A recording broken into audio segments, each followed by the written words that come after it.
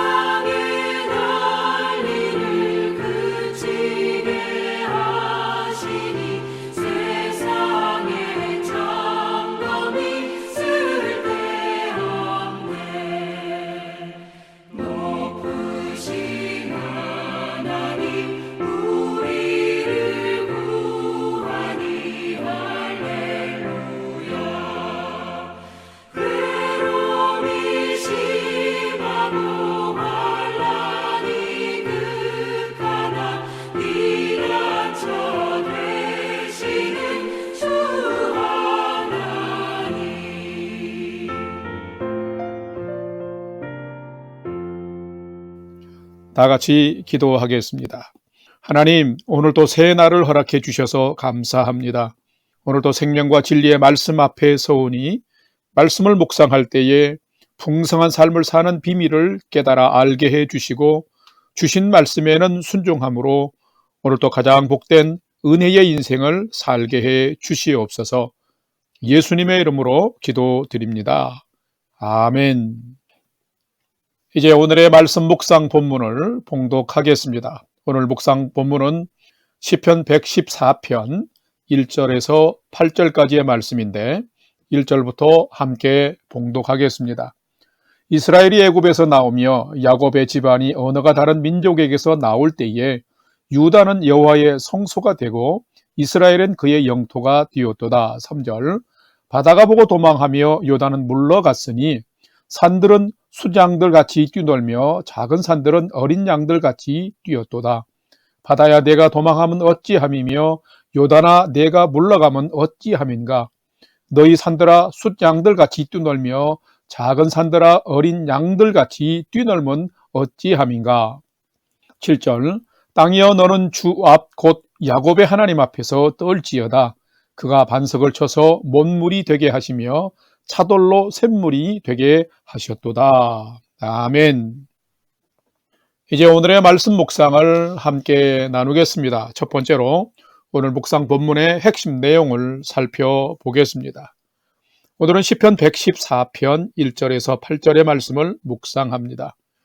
요즘 묵상하고 있는 시편 113편에서 118편의 말씀은 각 시편의 처음과 끝에 할렐루야라는 단어가 공통적으로 사용되었기 때문에 할렐시 모음이라고 부릅니다.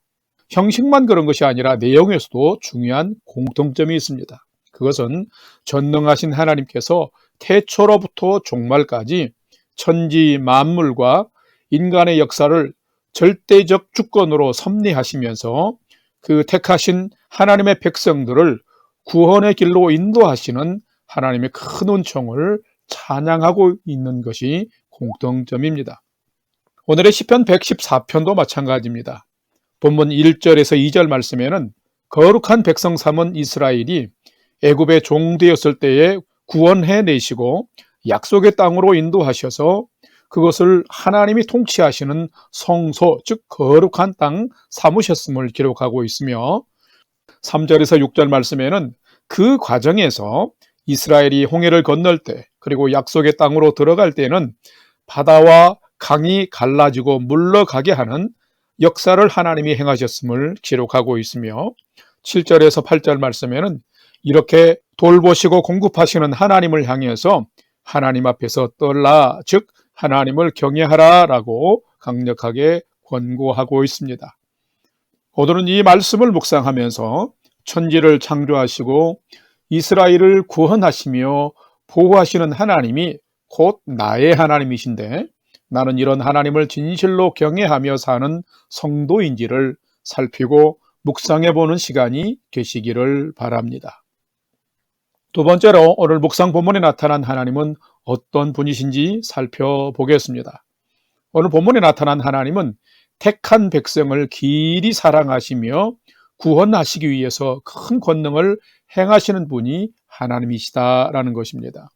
오늘 본문 시편 114편 1절, 2절과 5절 말씀을 봉독합니다. 1절, 이스라엘이 애굽에서 나오며 야곱의 집안이 언어가 다른 민족에게서 나올 때에 유다는 여호와의 성소가 되고 이스라엘은 그의 영토가 되었도다. 5절, 바다야 내가 도망하면 어찌함이며 요단아 내가 물러가면 어찌함인가. 아멘.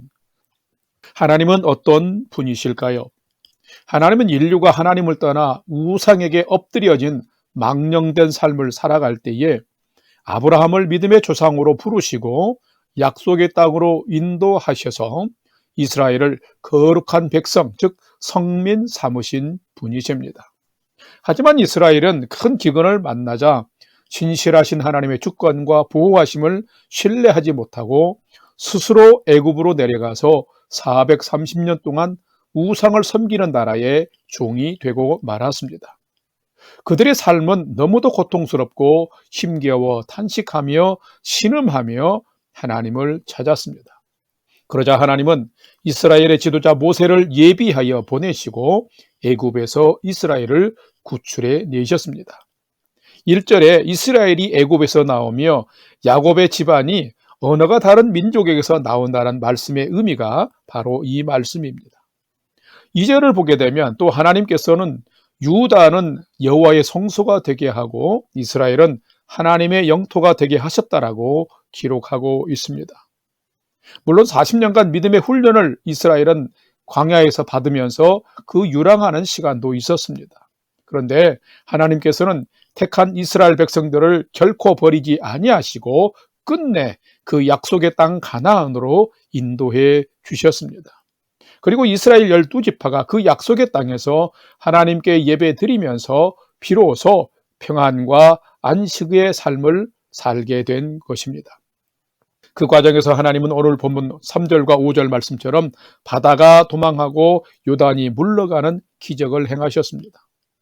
애굽을 탈출할 때에 쫓아오는 애굽 군대에 잡히면 몰살당할 이스라엘이 홍해를 가르사 건너게 하셨고 또한 이스라엘이 가나안 땅을 입성할 때에 흐르는 요단 강물을 멈추게 하셔서 마른 땅같이 건너게 하는 역사를 행하셨습니다.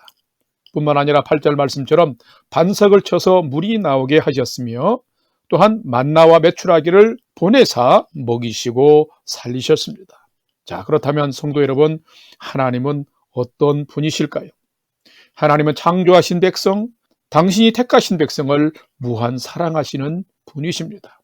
그리고 그 백성들을 보호하시고 구원하시기 위하여 때로는 기적도 행하시는 분이십니다. 끝까지 자기 백성을 돌보시는 자비하신 분이 곧 하나님이십니다.